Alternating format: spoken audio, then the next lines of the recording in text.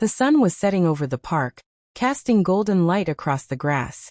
It was supposed to be a family day, photos, laughter, memories captured to remind us that life was still worth celebrating. I had agreed to it even though things between Claire and me had been tense for months. I thought maybe standing together for pictures, smiling for the camera, could at least give us the illusion of closeness. The photographer adjusted the lens, asking us to move a little closer. I stepped toward her, but before I could even put my arm around her, Claire snapped. "Don't ruin the photos with your face." The words hit me harder than any punch. The photographer froze, unsure whether to laugh or look away. My kids shifted uncomfortably, pretending they hadn't heard. But I had. Everyone had.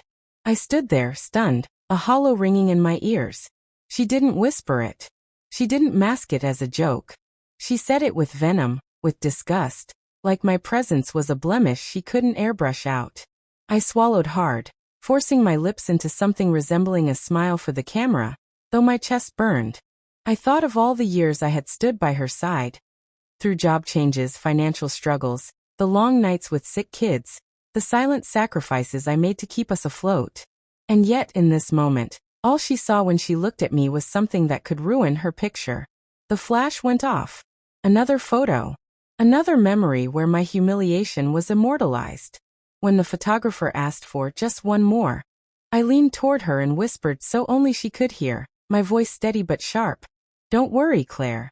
You'll get the perfect shot. Smile big, it'll look great on your dating profile." She stiffened, her fake smile faltering for the first time all day. For a second, the power shifted. She could mock me, but she couldn't deny what everyone else was beginning to sense. Our marriage was no longer a partnership. It was a performance, and I had just stopped playing along. The photographer cleared his throat, clearly uncomfortable, and quickly busied himself with adjusting his camera again. My kids looked at me with wide eyes, sensing the tension even if they didn't fully understand it. Claire, on the other hand, plastered on that picture-perfect smile again, as if my words hadn't landed like a stone in the still water. But they had.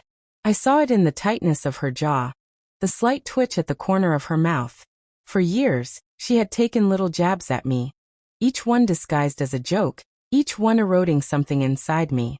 I brushed them off, telling myself not to overreact, that maybe she was stressed, that she didn't mean it. But this? Telling me I'd ruin the photos with my face. That wasn't a slip of the tongue. That was contempt made public. We posed for a few more shots, but my patience was unraveling. Every time she leaned into me for the sake of the lens, I could feel the falseness radiating off her. To anyone else, we might look like a happy couple. To me, it felt like standing next to a stranger who wore my wife's face. As soon as the session ended, Claire pulled out her phone, scrolling and giggling at messages before we even got back to the car. I watched her reflection in the passenger side window. The way her lips curved in a smile she never gave me anymore. It was the kind of smile reserved for someone else. "Who's making you so happy?" I asked, keeping my tone casual though my knuckles tightened on the steering wheel. She didn't look up. "Don't start," she muttered. "Not everything is about you." But I knew. I had known for weeks. The late nights, the sudden bursts of secrecy, the way her phone never left her hand. My comment about the dating profile hadn't just been a jab, it had been a warning. I wasn't blind. The drive home was silent, but inside my head, the storm raged. I wasn't just hurt anymore. I was angry, and anger, unlike hurt, demanded action. That night, after the kids went to bed, I sat at the dining table with the photo proof spread out before me. Perfect smiles, coordinated outfits, a family portrait that told a story we weren't living anymore.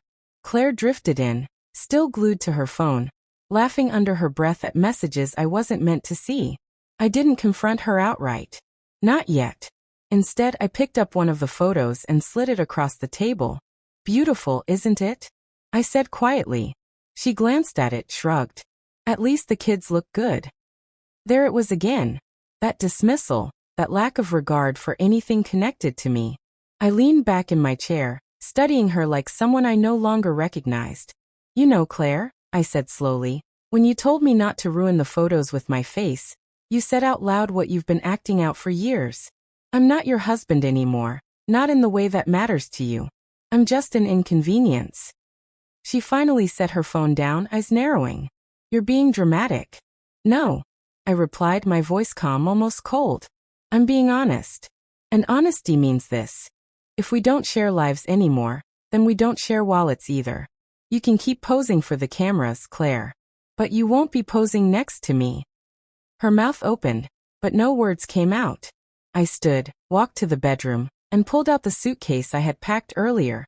Quietly, deliberately, as I'd felt this moment building. By the time she followed me down the hall, I was zipping it closed. She sputtered something about the kids, about appearances, about how I couldn't just walk away like this. But I could. And I was. I gave you years, I said, lifting the bag. I gave you loyalty, patience, and every chance to treat me like more than a prop in your perfect little pictures. You laughed. You dismissed me. You chose someone else. So now I'm choosing myself. I walked out that door without looking back. And for the first time in years, I felt lighter. Because no photograph, no fake smile, could ever chain me to someone who saw me as less than I was.